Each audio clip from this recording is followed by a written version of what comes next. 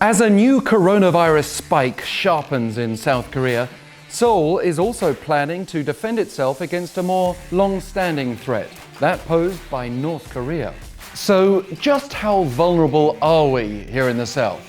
That's been a matter of discussion for years, but we have a recent update. A US think tank report showed this month that a North Korean artillery attack on South Korea could cause more than 200,000 casualties in an hour. According to the RAND Corporation, the North maintains nearly 6,000 artillery systems within range of large South Korean population centers. This means large-scale attacks are possible without even resorting to the North's considerable chemical weapon stockpile or dozens of nuclear bombs, highlighted by a recent US Army report. The RAND report played out various scenarios, from a one-minute attack to one lasting an hour, and changing targets from multiple population centers to specific areas like downtown Seoul or major industrial locations. All of them would claim at least thousands of casualties. Then, how will South Korea's plan cope with this threat?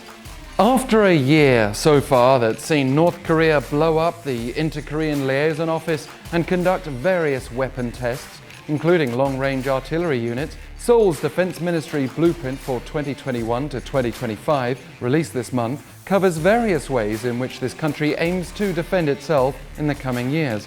But one of the areas that's drawn most media attention is South Korea's strategy to develop its own interceptor system, like Israel's Iron Dome. A ministry official elaborated, saying that the current defense system here usually refers to targeting North Korean Scud-type missiles or stronger. But this new interceptor system is to be developed to focus on protecting the capital area against long-range artillery fire and would be operational from the late 2020s at the earliest. So will Seoul be able to protect itself?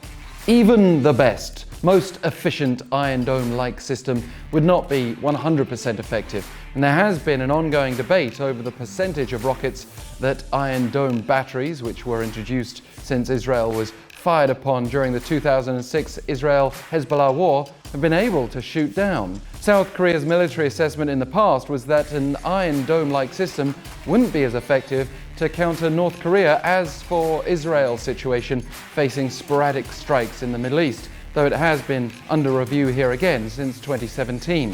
One thing is certain: Iron Dome batteries are very expensive, much more costly to operate than the expense of firing projectiles, and some analysts point out that if there was ever a scenario in which North Korea was firing on Seoul, then it would likely quickly escalate into a full-blown South Korean counterattack beyond artillery defense. Seoul obviously feels it would be worth trying to repel a majority of projectiles in any initial attack from the north. The defense blueprint, at a cost of over $250 billion US, does also include plans to strengthen South Korea's homegrown aircraft, missile, and submarine capabilities. But the sight of US bombers over the Korean peninsula this week was a reminder that, at least for now, a multi-dimensional deterrence is holding at bay what the RAND Corporation calls a highly costly and bloody military exchange.